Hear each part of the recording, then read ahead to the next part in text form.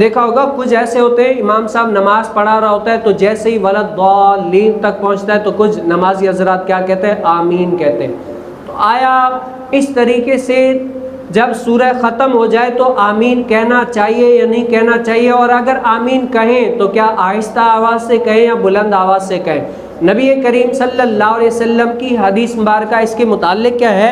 حضرت ابو ہریرہ رضی اللہ تعالیٰ عنہ سے روایت ہے کہ نبی کریم صلی اللہ علیہ وسلم نے فرمایا کہ جب امام آمین کہے تو تم بھی آمین کہو، اسی لیے کہ جس کا آمین ملائکہ کے آمین کے ساتھ موافق ہو گیا، دونوں کا ساتھ ہو گیا، تو اللہ تعالیٰ اس بندے کے پچھلے تمام کہے جب امام صاحب سورہ فاتحہ کے بعد ولضالین کہتا ہے نا تو کیا امام اور مقتدی دونوں کو کیا کہنا چاہیے؟ آمین کہنا چاہیے۔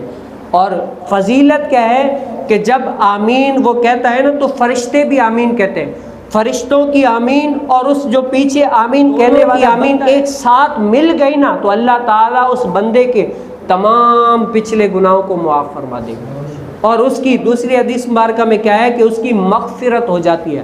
اب سوال یہ پیدا ہوتا ہے کہ آیا ہم جو آمین کہہ رہے ہیں آہستہ آواز سے کہیں یا بلند آواز سے؟ تو امام شافعی رحمۃ اللہ تعالی علیہ فرماتے ہیں کہ یہ آمین بلند آواز سے کہنا چاہیے، کیا ہے؟ بلند آواز سے۔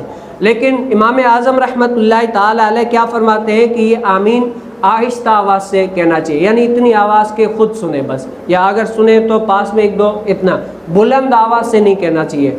اور امام اعظم رحمۃ اللہ تعالی علیہ کا حدیث مبارکہ لیتے ہیں جس میں نبی کریم صلی اللہ علیہ وسلم نے فرمایا کہ 4 چیزوں کو آہستہ کہنا چاہیے۔ پہلی چیز تعوذ، جیسے ہم نماز شروع کرتے ہیں نا اعوذ باللہ من الشیطان الرجیم پڑھتے ہیں، یہ بھی آہستہ۔ تسمیہ بسم اللہ الرحمن الرحیم، یہ بھی آہستہ کہنا چاہیے۔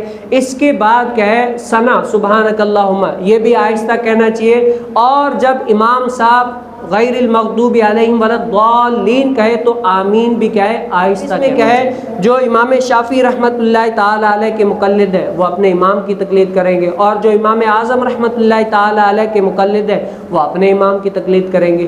الغرض یہ بات بتانے کا مقصد مومن کیا ہے؟ کہیں نہ کہیں سے مجھے نیکی مل جائے۔ نماز پڑھ رہے اللہ کا حکم ہے، پڑھیں گے ثواب ملے گا، اللہ کا حکم ہے، اسی طریقے سے مجھے نیکیاں ملے گے۔ لیکن نماز پڑھ کے کون سے ایسے افعال ہیں جو کرنے ہیں شریعت اجازت دیتی ہے، ہمیں اس سے زیادہ ثواب ملے گا، زیادہ ہمارے لیے اجر ہے، کریں گے تو ہمیں زیادہ ثواب ملے گا۔ اور کیا ہے؟ ثواب کی حرص جس طریقے سے دنیا دار دنیا کا لالچی ہوتا ہے، اسی طریقے سے دیندار دین کا لالچی ہوتا ہے۔